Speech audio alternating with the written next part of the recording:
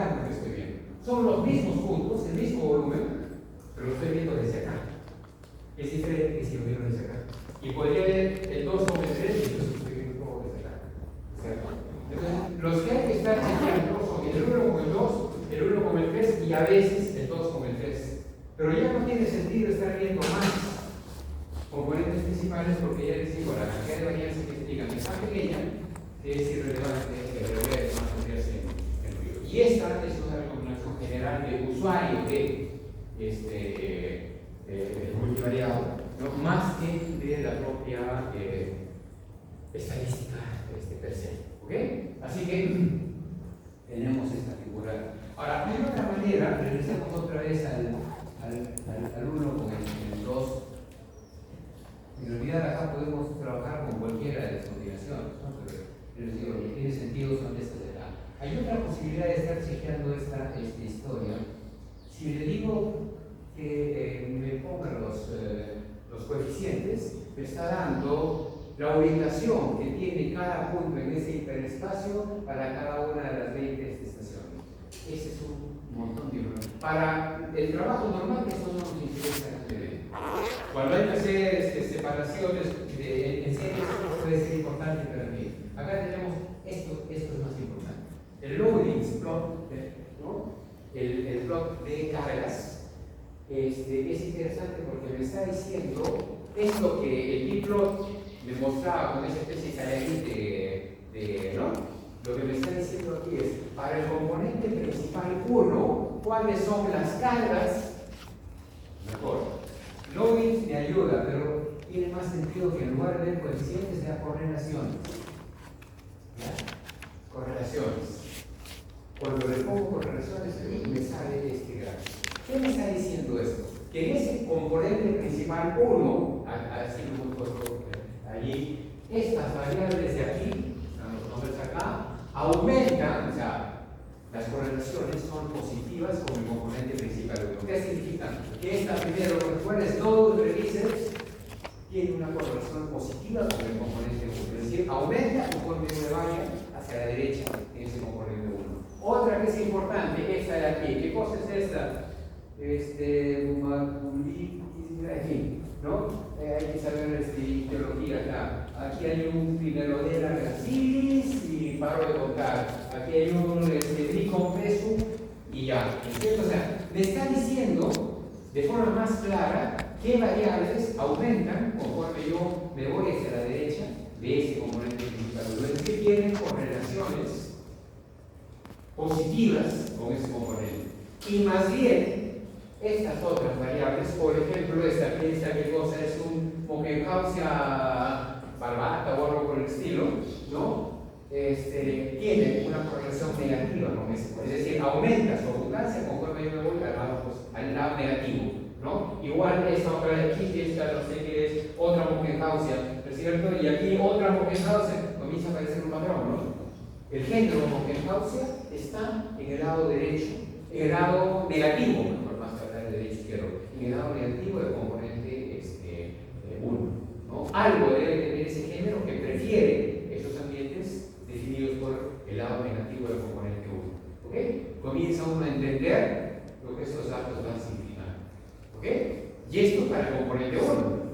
¿No? Pero luego puedo decir, ¿y qué le pasa al componente 2, que es el segundo que es más importante? Es cierto, el componente 2. ¿Ok? Y ahora voy a ver qué sucede acá. También con correlaciones, aquí hay 3 especies que son importantes al momento de irme hacia arriba. Poliodoras, Lorenodensis, no sé cuántos Gaster, en fin, voy identificando qué especies aumentan, allí cuáles son los valores más altos de las correlaciones y qué especies disminuyen conforme me voy a decir, prefieren el lado negativo del componente 1, Pinerodera, por ejemplo, algo debe tener que prefiere el lado, ¿no? Voy rastreando, entonces, ahora de manera un poco más fina, ¿no? Lo que es la preferencia, las especies que explican lo que está pasando en este espacio. ¿Ok? Esto, ¿acá hay alguno que haga biología? No, en general, no hay tradición de hacer ictiología en la Molina. Ictiología. Los pesqueros hacen algo de ictiología, pero a su manera, como ingenieros, ¿no es cierto? A pesar de que hay algunos biólogos allí que hacen trabajo interesante, ¿no? Pero su entrada es más de ingeniero, en buena cuenta, ¿no? Tal vez gente, no sé, el doctor Manuel Vegas Vélez, biólogo, él, trabajando en pesquería, le ponía un sesgo bastante más de biología que no solamente pesquería, ¿no?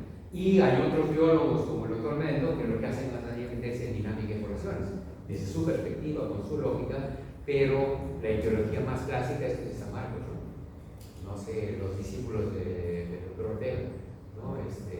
Conocer los detalles, Hernán sabe la vida, pasión y muerte de las diferentes especies, ¿no?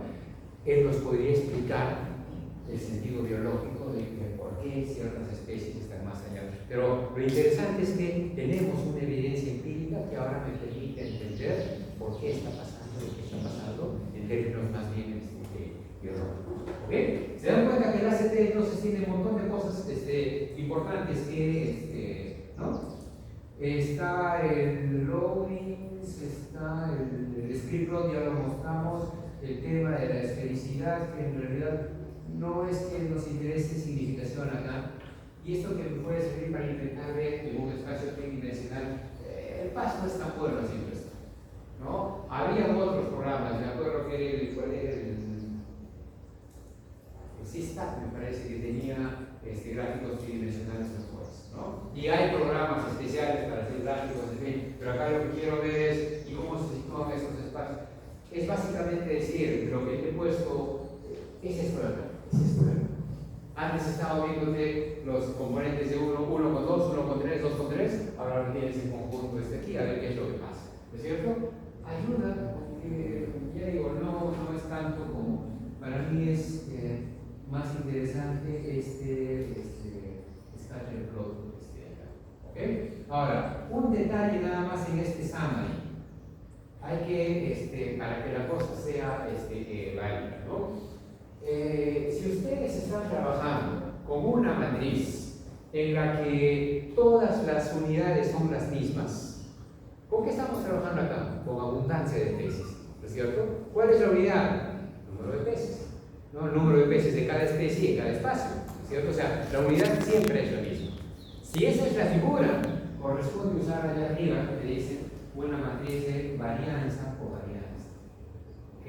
Varianza o varianza, ¿no? Si las unidades son las mismas, puedo usar. Y esa es una situación ideal porque una matriz de varianza o varianza explica de mejor manera, usualmente me da más información en principio, pero supongan este mismo río y luego les voy a mostrar la información, ¿no? Pero con los valores de las variables físico-químicas del río.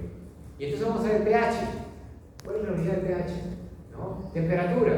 Es otra unidad, ¿no es cierto? Sólidos en suspensión, ¿no? Concentración de aluminio, ¿no? O sea, ahí estoy hablando de ppm, estoy hablando de microgramos micromoles por un volumen, que podría ser centímetro, decilitro, lo que puede ser, o por litro, ¿no es cierto? Y de repente estoy hablando de transparencia, y la transparencia es un indicador, un indicador que tiene una unidad diferente. No son comparables en ese caso, ¿no es cierto? O sea, si la matriz que estoy trabajando no tiene todas las unidades iguales, entonces esa matriz la tengo que cambiar de esta varianza con varianza, hay que ponerla con correlación, ¿ya? Con una correlación. No más tengan atención a eso, porque si están trabajando con unidades diferentes y usan varianza con varianza, los resultados que tienen pueden ser carentes de sentido. Así que acá no hay problema, acá sí puedo verme con la varianza con varianza. ¿Ok? ¿Está claro el asunto de los ACTs? ¿Algo que no esté claro, aplicación o lo que fuera? Creo que igual están ejecutando los que tienen la máquina en la mano, están viendo que están desarrollando esto como, ¿no? ¿Ok? Ahora bien, vamos a hacer una cosa un poquito, vamos a hacer un poco. regreso a lo que estábamos diciendo. Sí, cuando vamos. Esto que les he estado mostrando con el ACP, hay otras herramientas de ordenación que también nos pueden estar ayudando, ¿no? La otra herramienta importante es este No-Metric MDS, ¿no? Es el escalamiento multidimensional no métrico, el NMMDS, ¿ya? Acá me van a decir otra vez cuál es el índice de similaridad que voy a usar. Me quedo con la distancia empleada en principio, dimensionalidad 2, vamos a bloquear el eje 1 con el 2 y le digo que compute. Y después del tiempo me va a generar esto. Vamos a poner esto de acá y le ponemos raw labels para saber qué es lo que sucede. El NMMDS es otra herramienta de ordenación, ¿no? Que resulta siendo más robusta que el análisis de componentes principales, ¿no? A veces podrían tener que por las unidades que están ustedes utilizando, ¿no? Tienen que usar una matriz de correlación, pero con una matriz de correlación pasa, a veces ha pasado, que el primer componente principal, en lugar de explicarnos el 60, 70% de la varianza total, le explica 30%, ¿no? O sea, muy poquito. O sea, como que se pierde la información. En ese sentido, puede ser interesante ensayar con este NMMDS que no depende de esa diferencia entre covarianza, varianza o correlación, porque lo que hace es trabajar mediante una suerte de reordenamiento de los datos de forma tal de que se vuelva independiente de las unidades en principio, ¿no? MDS, ¿no? Me da otra vez una separación en dos coordenadas, no me dice componentes, dos coordenadas, coordenada 1 y coordenada 2 del conjunto de puntos que estoy teniendo acá, ¿no? Y claro, es otra manera de evaluar lo que ya habíamos comenzado a ver con los dendrogramas. Ahora, cada vez que vayan a usar un MDS, ¿no? Lo importante es que para saber si es o no confiable, miren acá en el Shepard plot. Este Shepard plot es capital. Cada vez que usen un NMMDS, ¿no? Comiencen viendo esto. Si los puntos tienen tan poca dispersión como este diagrama de dispersión, la historia es válida. Hay situaciones, sin embargo, en donde el procesamiento se enreda y le sale no una línea casi como en este caso, sino un estornudo de puntos encima de la pantalla. O sea, una dispersión demasiado grande, ¿no es cierto? Se supone que eso se puede ver con el estrés. Ese estrés está puesto arriba. Pero al margen de estar viendo valores numéricos, la forma del diagrama me dice todo. A ese diagrama sí le creo. A ese diagrama sí le creo. Ese plot de Shepard me dice que este ejercicio vale. Y entonces vuelvo a mi scatter plot y ya tengo ¿Qué me dice esto? Me está separando otra vez P3, 4, 5 y 7 en un grupo diferente de todo el resto de la mancha. Me vuelve a decir que la variabilidad más importante está sucediendo en algún proceso que separa esto de esto otro de acá, ¿cierto? Ese es un tema que es interesante. Ahora bien, le puedo decir yo una idea que me da, digamos, un híbrido entre esto y el dendrograma, es este minimum spanning tree, que lo que hace es dibujarme una línea que muestre las similaridades que puedan estar habiendo entre los diferentes puntos. O sea, ¿quién me está contando esto? Estos puntos que se separan más o menos andan juntos porque las líneas que los unen son parte del mismo grupo que es diferente de este otro grupo chiquito. ¿No es cierto? O sea, esto me está confirmando que esta es una historia y esta es otra historia. Buena cuenta, ¿no? Es una herramienta de tanteo, de exploración. Buena cuenta. Después vamos a usar una herramienta de confirmación, pero por ahora esta herramienta de tanteo me permite decir, sí, esto también me sugiere que son dos grupos diferentes. Y les recuerdo lo que ya el propio Haber, el autor del PAST, decía, ¿no? De lo que se trata es de ir viendo los mismos datos con diferentes herramientas. Si las diferentes herramientas les van diciendo más o menos lo mismo, eso les termina por sugerir que eso que están viendo no depende de la herramienta que ustedes usen, porque básicamente me están contando la misma historia, ¿no? Es lo que se llama evidencia por triangulación a veces, ¿no? Si yo tengo que hay un fenómeno y algo me dice esto es A, y hay otro fenómeno que también me dice que esto es A, no puedo triangular con uno tercero y si me confirma que es A, ok. Es lo que les comenté, el síndrome del pato, ¿no? Mientras más atributos de pato tenga un ave, es más probable que sea pato. No es seguro, pero es una visión probabilística en buena medida, ¿es cierto? Así que esto con el NMLS, ¿ok? Seguimos tanteando cosas en buena cuenta y ya. Esto es lo importante del NMLS. Creo que en términos de herramientas,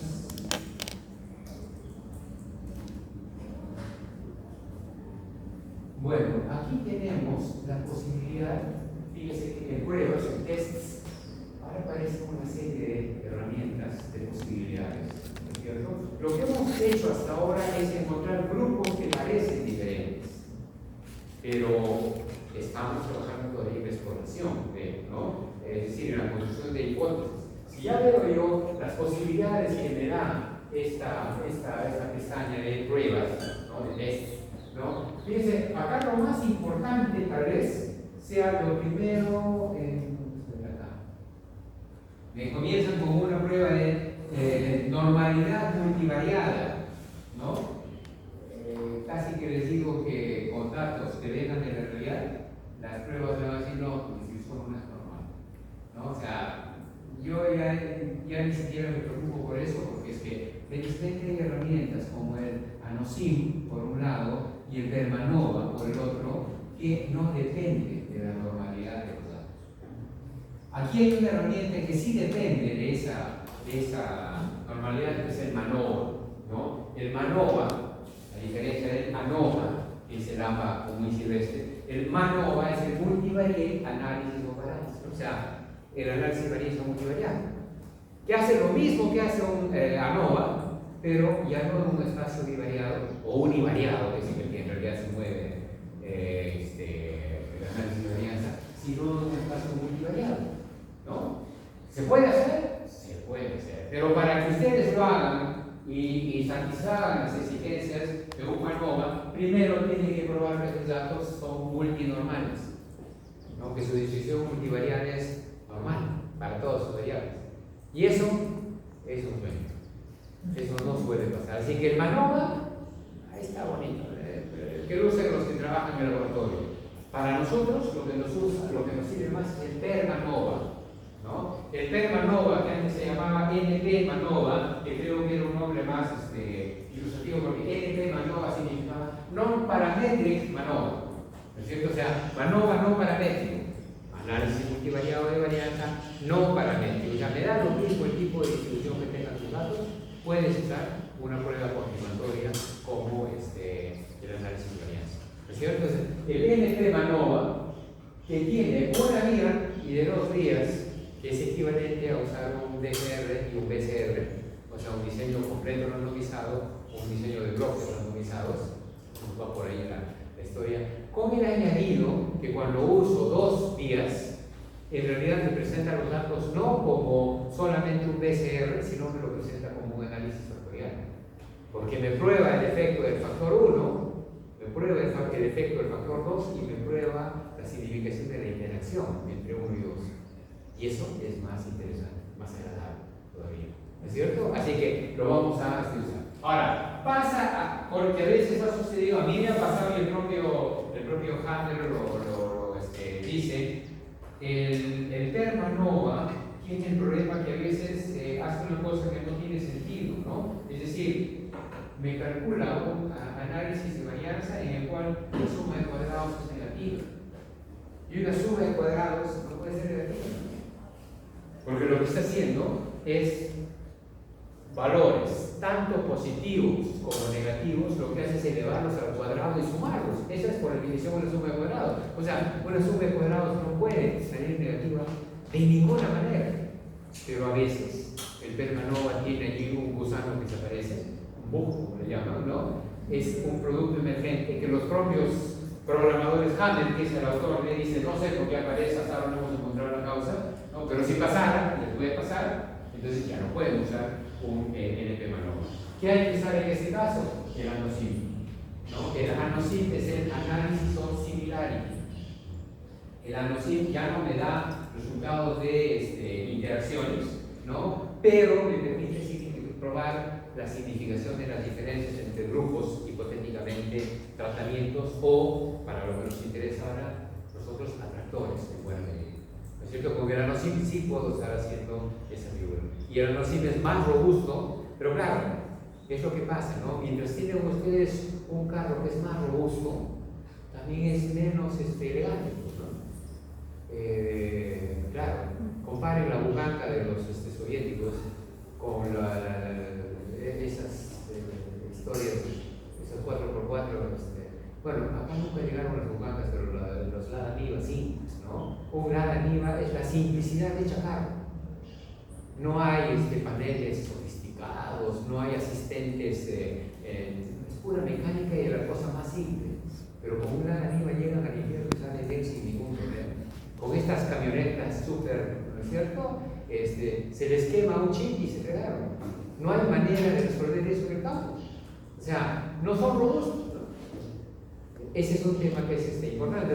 El ANOSIM es el 4x4, si quieren, ¿no? No le pidan lujos, pero sí les va a dar una guía importante, les va a ayudar a resolver el problema. ¿No es cierto? O sea, con un Lada Niva o con una bucanga llegan ustedes, de cualquier manera van a llegar, ¿no? No le pidan llegar oliendo bien como en las películas de Hollywood, una persecución, en fin, ¿no? Y después de cabalgar 2 horas, el fulano está impecable, como recién salido de la lucha, y etcétera, etcétera. No puede ser, así no es. En fin. Entonces vamos a... Pero para hacer todas estas... y hay una más que va a ser interesante también, este Simper, ¿no? El Simper es otra herramienta. No me da significación, pero me permite hacer una cosa que es más interesante para nuestros fines. En este caso, saber qué especies son las que abundan, cambian al pasar de un atractor al otro en buena cuenta. O sea, vamos a utilizar este Simper también. Pero para usar todas estas herramientas, lo que tenemos que hacer es agregarle a nuestra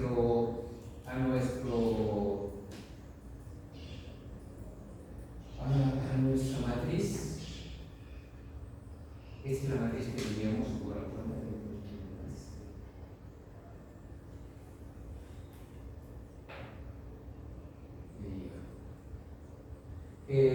una variable, le agregamos una columna que va a ser una columna de grupo, ¿no es cierto? Fíjense, acá arriba tienen ustedes ¿dónde está? En el i, podemos poner que agregue una columna más, ¿no es cierto? Ahora, podríamos agregarla y me voy al extremo de acá y cojo una de estas de acá. Bueno, no hay más. Como le he puesto, se quedó así. Le doy a agregar una matriz, pero una columna. Pero cuando hago esta columna, acá en atributos de columna, fíjense que me da varias posibilidades, ¿no? Yo le marco esta condición. Es una variable de grupo que me va a agrupar datos, ¿no? Las otras son variables que simplemente me permiten llenar datos. Estas están como una línea, ¿cierto? De menos, ¿no? Estos son los nombres de las variables y esta es la condición de la variable. Si yo le digo condición, dice, hay varias posibilidades.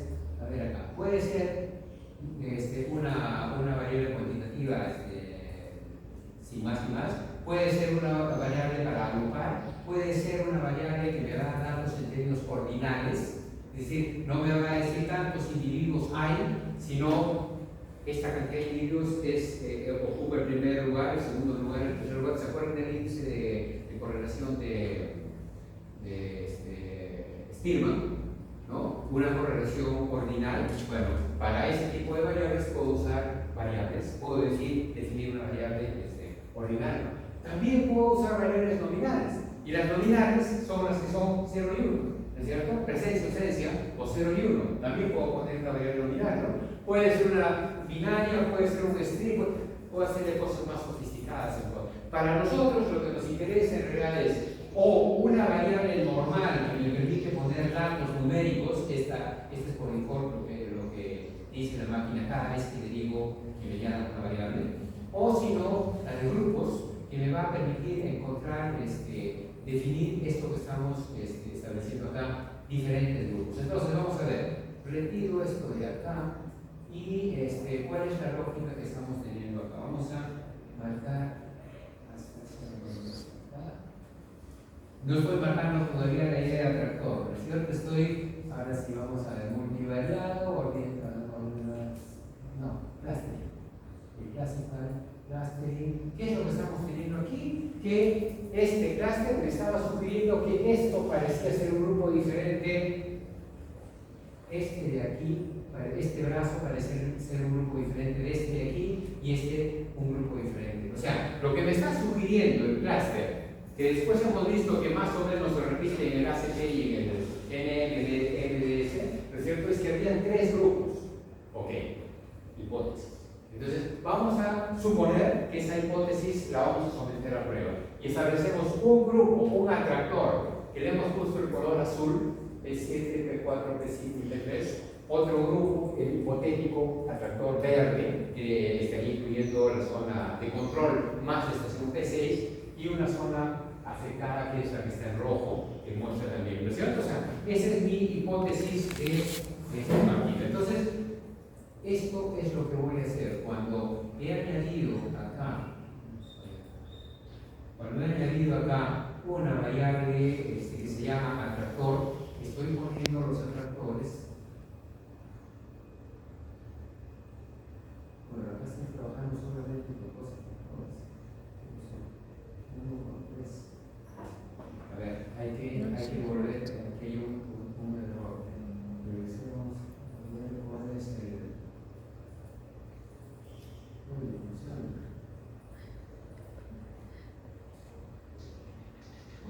Bueno, vamos viendo los pasos. Si hacemos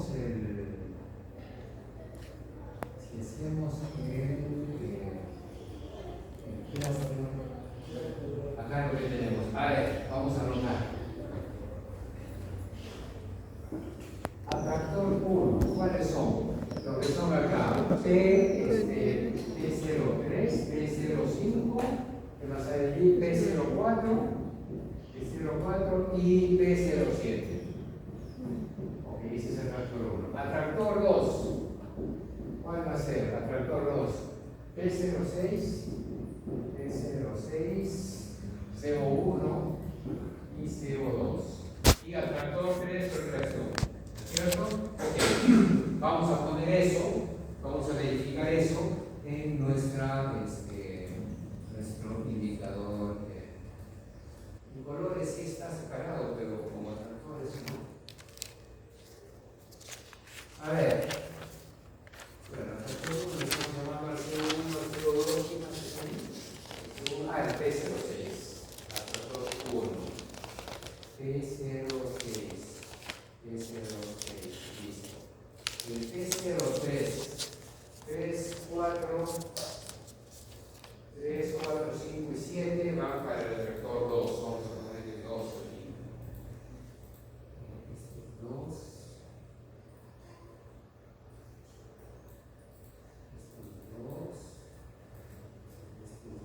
3, 4, 5 y esto está en 2. Muy bien, y el resto van como atractor. Ahora, cuando vamos a hacer las pruebas de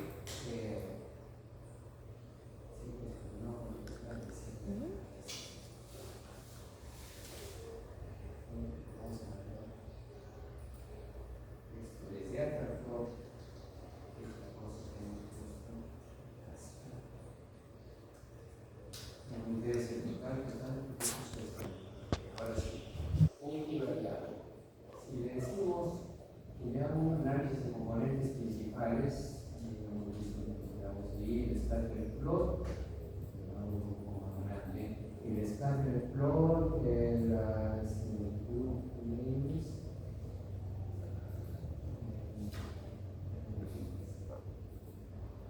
Vamos a poner complex schools. Si le ponemos complex schools, ahora me pone gráficamente lo que podrían ser las condiciones diferentes. Le puedo poner en graph settings que me rellene filled regions.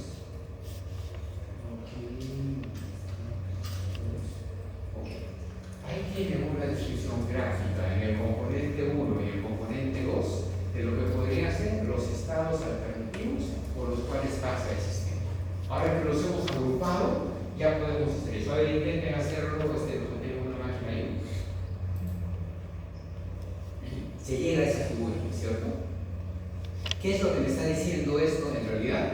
¿Cuáles podrían ser las regiones del espacio fase? Porque este es un espacio fase definido por el componente 1 y el componente 2, ¿cierto? O sea, ¿cuáles son las regiones de ese espacio fase en el cual confluyen los puntos y que me podrían estar diciendo que corresponden a estados diferentes, ¿no? Entonces, ahora lo tenemos más claro en términos de la historia que podemos contar, porque ¿qué estamos teniendo? Que la condición de no contaminación, que está puesta acá, parece estar cerca al origen de coordenadas. Es decir, ahí no pasaba nada. Ahí no pasaba nada. Cuando hay un tema de contaminación, cuando comienzan a operar los procesos de contaminación, las primeras estaciones que se van a ver afectadas son estas de acá, en donde decíamos, habíamos visto que los datos sugerían que eran nodos UPDI, es una especie que aumentaba mucho, ¿no? Ok, el estado del sistema pasa de este tractor a este otro tractor, en buena cuenta. Pero eso le dura solamente hasta P7, porque después el sistema regresa, pero no regresa a este punto, sino que se regresa a este otro punto, a este otro tractor, ¿no? Que es diferente. No es este de acá, sino que se va más al extremo en este componente. O sea, este sistema, si esto fuese definitivo, ¿es resiliente? No. ¿Hay efecto residual? Claro que hay efecto residual. ¿Cuándo podría yo decir no hay efecto residual? Cuando estos dos atractores coincidieran, ¿no? Si fuera lo mismo, si sus diferencias no fueran significativas, entonces yo puedo decir, claro, ¿cuál es la historia de este río a partir de la abundancia de sus especies? Ha estado en esta condición, la contaminación lo trajo para acá, pero esto le duró hasta P7 y después el sistema regresó a su condición. Ok, ese sistema resiliente ya no tiene efectos residuales, ¿no?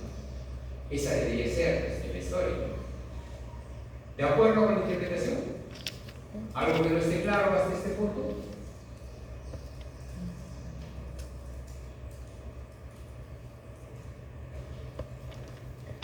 Vistas así las cosas, además, creo que ahora sí se puede decir, ¿no? La contaminación está debida a la operación de la actividad petrolera. Sí parece ser el proceso más importante que determina lo que le pasa a esta composición de este pez, ¿no? Porque toda esta historia se está dando a lo largo del componente 1. Es marginal que el P3 esté tirado para arriba o que el P5 esté tirado para... Pero es que resulta que toda la historia, salí de aquí, me fui para aquí y luego regresé para acá, es una historia que se da a lo largo del componente 1, que es el que explica la mayor cantidad de la varianza total. O sea, sí estaríamos autorizados a decir, es el proceso de contaminación debido a la actividad petrolera, ¿no? El componente más importante que explica el cambio en la composición de estas especies, ¿no? Y esto añade una cosa que no teníamos cuando hemos estado viendo antes el tema solamente con los valores de diversidad, ¿no?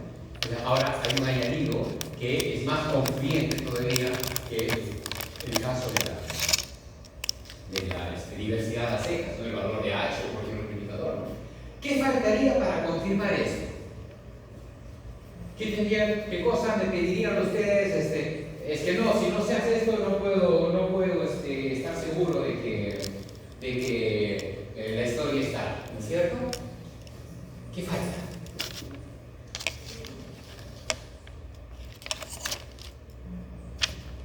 Póngase en el plan de abogado del diablo. Sí, está bonita la narrativa, está interesante, tiene sentido, parece razonable, pero falta algo. ¿qué faltaría?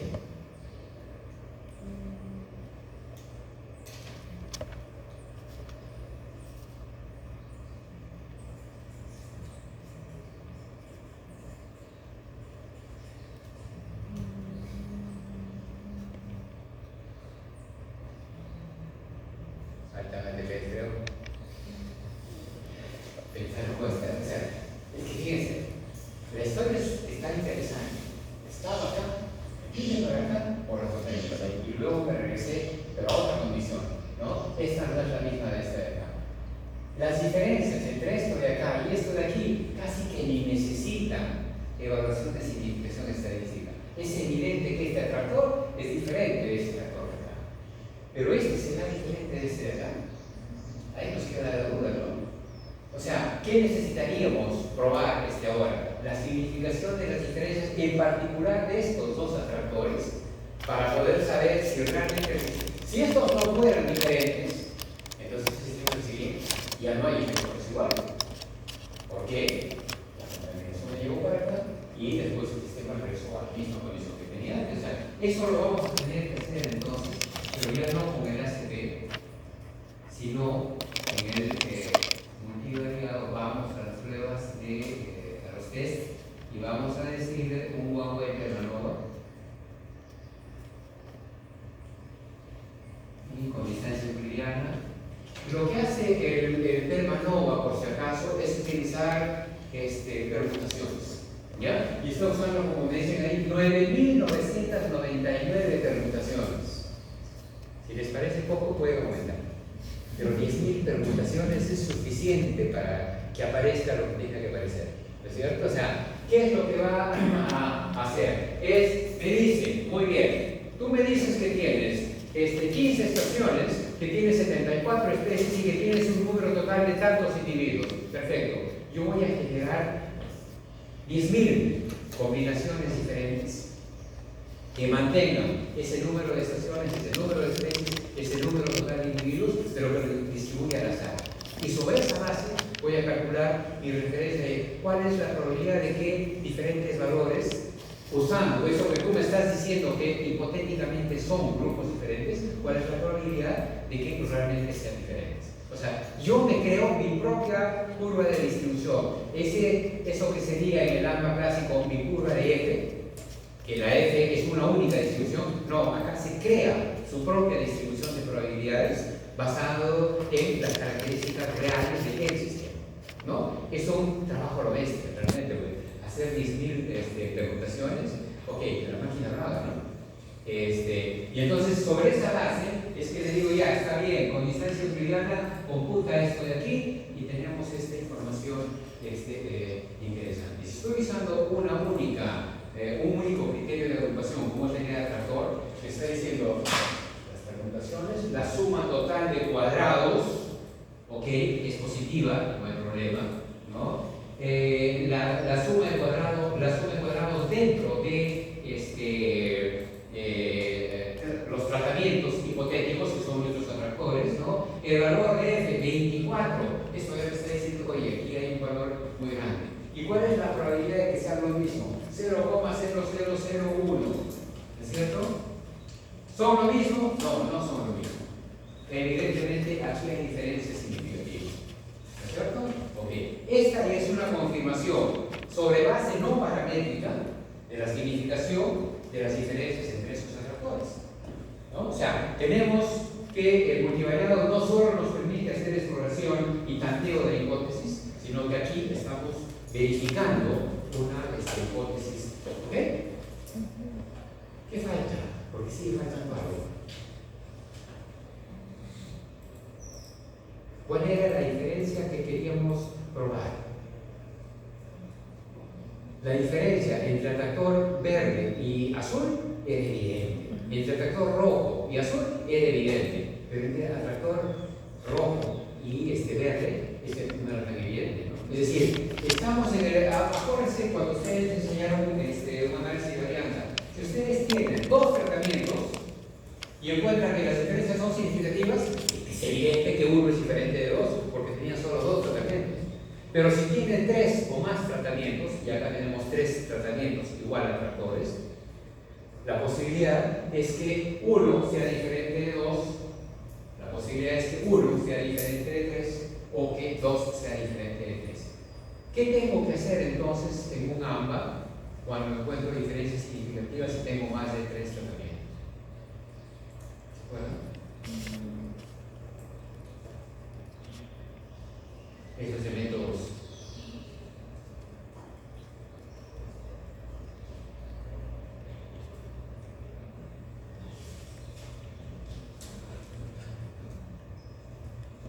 ¿Qué tengo que hacer? Llamar al especialista. Hay que hacer una prueba post-AMA.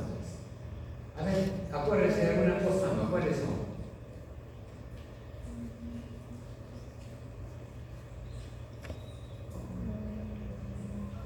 O ya no les enseñan eso. Que ya me preocuparía, ¿no? Porque eso es la prueba de Duca. Duque, la DLS, la diferencia límite de significación, son varias. Esas 3 por lo menos son las que más a menos. Ok, por lo menos una persona se acordó. Qué bien. ¿Qué necesitamos acá? Hacer una prueba post-AMA. Eso se hace en este TWISE. Mejor dicho, ya lo hizo la persona. Cada vez que tenga más de 3, incluso cuando tiene 2 lo hace, que no tiene sentido, pero se tiene. Lo que la pestaña de TWISE lo que hace es compararle el tratamiento 1 con el 2, el 1 con el 3, el 2 con el 3. Ahí lo tienen ustedes. Y marca en esa especie de salmón, ese color salmón, ¿no? Las diferencias que son significativas. ¿Ok? Y entonces, acá tengo varias posibilidades, ¿no? Puedo utilizar los valores de T sin corrección. Cuando son solamente tratamientos, la corrección no va a ser tan importante. Pero fíjense las posibilidades que me dan esto. Puedo corregir con esta significación de Bonferroni, que se supone es más precisa todavía. Me puede dar los valores de T solo de la distribución de Bonferroni o los valores de F. Entonces, comencemos con estos valores no corregidos. ¿Qué me está diciendo esto? Que el tratamiento 1, el 1 era el verde, ¿no es cierto? ¿Es diferente del 2? No. El 2 era el 4, el 5 era azul. ¿Ok? No hay diferencias con el 2. Pero sí hay diferencias con el 3. ¿Qué pasó? Una cosa que no era lo que yo estaba esperando, ¿no? ¿Ok? Yo esperaba que el verde, vamos a ver acá, el verde diferenciara con el 2, que es el azul, ¿no? Pero que no tenga diferencia con el 3. Lo que me está diciendo esto es que el 1, que es el grupo verde, vamos a verificar una cosa acá. Estamos hablando de esto y no sé si los números. Vamos a verificar el diseño que sea la numeración de la compuesta. 1, 2, 3. Está bien. Verde, azul. Sí, está bien. Entonces, ok. Ahora, estén preparados para las sorpresas, porque además si le hacemos caso a Huawei Tecnova, ok, anyways, tenemos esto de acá. Mientras más contraintuitivos sean los resultados, mejor, porque un resultado contraintuitivo me permite ver una cosa que yo no esperaba que sucediera. Esto es un resultado contraintuitivo, ¿no? Me está diciendo que el grupo 1, o sea, el atractor verde, no difiere del atractor azul, que se supone en el espacio estimado. Bueno, pero esto me pasa con los valores de T sin corrección. Si les corrijo con esto de acá, es el mismo mensaje. 1 no se diferencia de 2, pero sí de 3. Vamos a más. Ya me olvido de Bonferroni, me voy a. Sigue siendo el mismo mensaje. Y para confirmar más lo que suele ser ya elegimos el valor de F, ¿no? Miren la diferencia del grupo 1 con, o sea, el verde con el azul. El valor de F es solamente 7. En cambio, la diferencia del 1 con el 3 es 23. Es un valor mucho más grande. ¿Ok? El 2 es diferente con el 1, ese es un valor pequeño. Con el 3 es una diferencia muy grande. ¿No es cierto? Y allá el 3 es diferente con el 1 y con el 2. ¿Qué me está claro. A partir de esto, regreso a mi multivariado, mi ordenación, mi componentes principales, mis, y le decía algo, roles y common schools. Y luego le decía que las X me rellenan esta de acá. ¿Qué me está diciendo esto? Que pasar de aquí hacia acá no significa un cambio en términos de composición de especies en la distancia, ¿no? Pero esto de acá y esto de acá sí que tiene diferencias importantes, ¿no? Estas diferencias son no significativas de forma tal que las podríamos tener en un solo grupo, con lo cual ahora la historia va a ser diferente, ¿no? Es decir, he estado teniendo un sistema que tenía como condición prístina el CO1, el CO2, ¿no es cierto? Pero es que luego, si me dicen que esto cambia la composición, pero esta composición no es significativamente diferente de esta de aquí, voy a poder decir, todo esto de aquí se corresponde con un solo gran atractor, que sería el atractor sin que haya un efecto gráfico importante de la contaminación. Y cuando recién comienzo acá, que aquí el inicial es el T10, me parece, del T10 al T20, estas son las siguientes la contaminación. O sea, la contaminación sigue siendo importante acá, pero el tema es que yo pensé que originalmente esto de aquí era un contaminado y que esto de acá ya representaba el primer efecto de la contaminación. Ahora me está diciendo el análisis, no, esas dos cosas son lo mismo en última instancia. Es decir, el inicio del río y luego 3, 4, 5, 6, 7, todo esto, hasta el T7 no se note el efecto de la contaminación en serio, en términos de la composición. De aquí en adelante, esto sí es diferente de esto, ¿no? ¿Hay efecto residual? Claro que lo hay, y en grande, ¿no es cierto? Entonces, la historia es diferente. Y puedo ahora volver a mi agrupación y decir simplemente cambio estos dos. Ok, para este valor de acá, para esta historia, vamos a decir, ¿dónde está? La prueba de Juan Weber Manor me decía que el valor de F era 24. Vamos a anotar eso por acá. El valor de F igual 24 y la probabilidad es muy baja, ¿no es cierto? Ok. Vamos a volver a hacer esto, pero solamente haciéndole caso a lo que esta prueba me dice, esta prueba de Lewin. O sea, vamos a poner 1 y 2 en un solo grupo. ¿Ok? Esto es lo que vamos a hacer acá, cambiando en la columna de atractor. 1 y 2 son la misma historia, esto va a ser 1 también. 1 y 3. ¿Ok? Y ahora volvemos a calcular. Les decía que aquí lo que tenemos son hipótesis que no se excluyen mutuamente, sino que solo parcialmente se excluyen. Ok, vamos a ver multivariado, test, Juan Weber Manova, el trivial, ok. ¿Qué valor me sale ahora? Un valor de 13.6, ¿cierto? 13.6, el valor de antes era 24. Hay menos diferencias. ¿A quién le creo más? En este caso la probabilidad es 0,0002, antes era 0,0001, ¿no es cierto? O sea, en términos de valor límite de 0,05, las dos son diferencias significativas. Pero ¿cuáles son más significativas esas diferencias? Mientras más grandes son los valores de ¿no? Quiero decir, si yo separo esos tres atractores, estoy siendo muy fino en mi análisis, ¿no? Pero si solamente separo dos atractores, lo que estoy teniendo yo es que esto sigue siendo una diferencia significativa y es coherente con lo que estamos evaluando, es decir, no, pues la idea de dos atractores sí es plausible también, ¿no? Esto si lo ponemos en términos de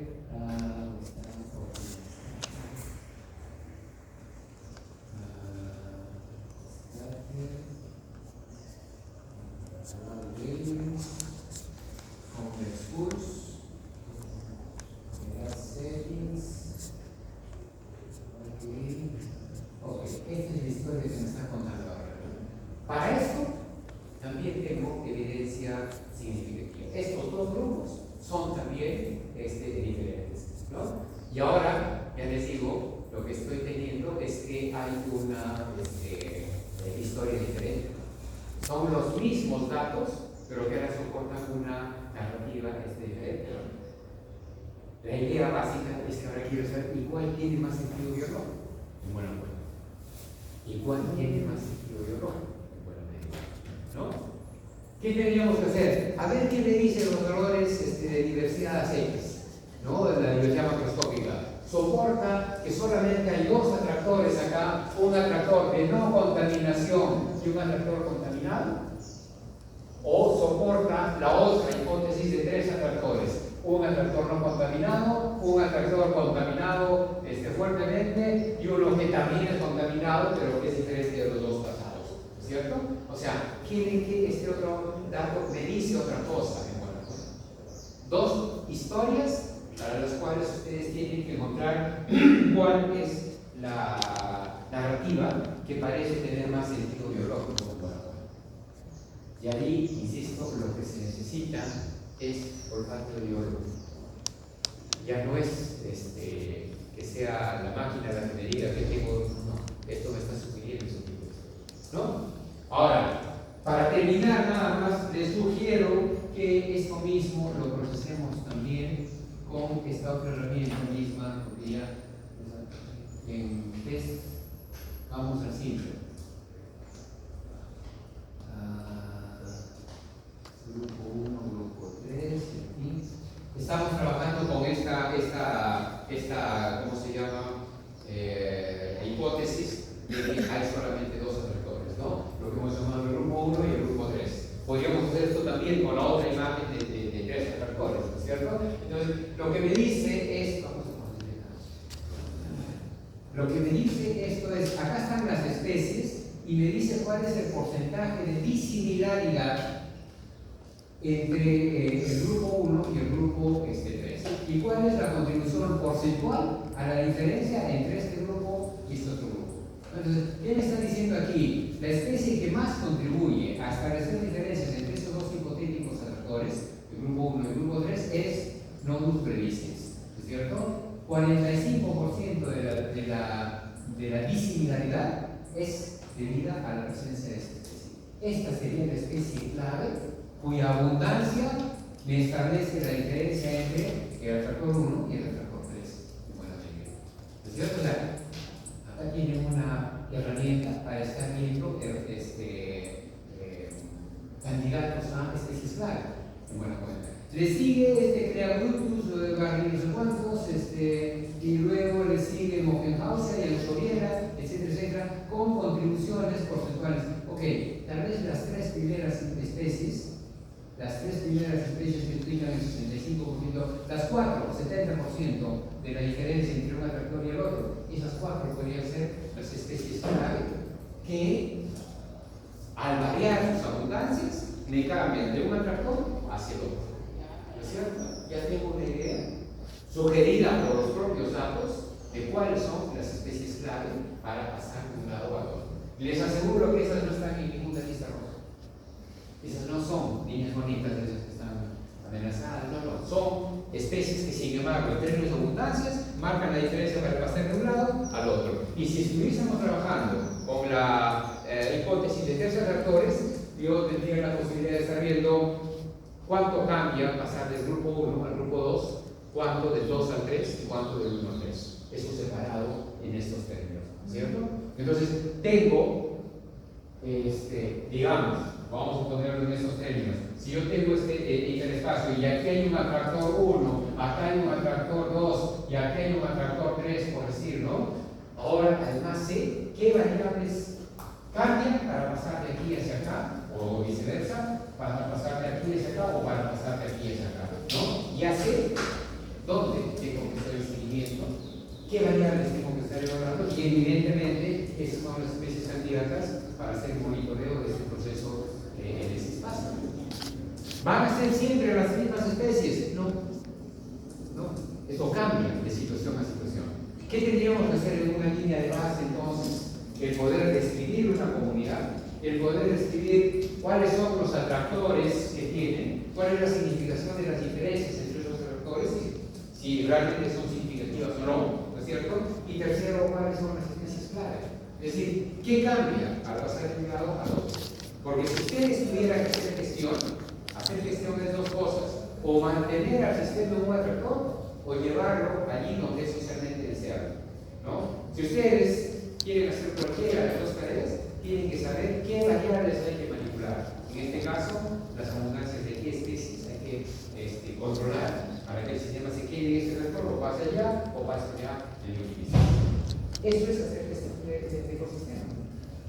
Ahora, después vamos a ir un poquito más allá, es decir, ok, acá estamos trabajando con variables solamente biológicas, pero si acá hay 74 especies, hay por lo menos unas 60 o 70 tal vez variables físicas y químicas que también describen el espacio en el cual esto sucede, ¿no?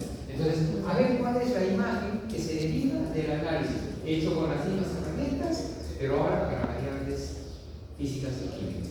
Concentración de mercurio, de plomo, en fin, DBO, nitratos, nitritos, en fin, todo eso que me define la condición física del espacio, ¿no? Con todo eso, junto, es que voy a elaborar una narrativa interesante, ¿no? Interesante, realmente, porque es que ahora estoy poniendo todos los platos del menú en la mesa está servida, y la voy a interpretar en buena cuenta. ¿Esto qué? Es lo que me está preguntando. Esa, tal vez, es la parte más interesante de todo este proceso. Pero en fin, por ahora lo dejamos allí, porque ya la hora nos gana. Les voy a enviar recientemente se ha publicado en la revista Economía y Complejidad una serie de artículos. También hay una cosa que sobre base de modelos dicen para el tema de los campos ambientales, pero hay un artículo de Groyani, ¿no?, que se llama ¿Están las sociedades humanas pareciéndose más a las de los insectos? ¿No? Es una cuestión interesante que nos sacude de alguna manera, ¿no? Se las voy a enviar en un momento, prepárenla, la discutimos mañana.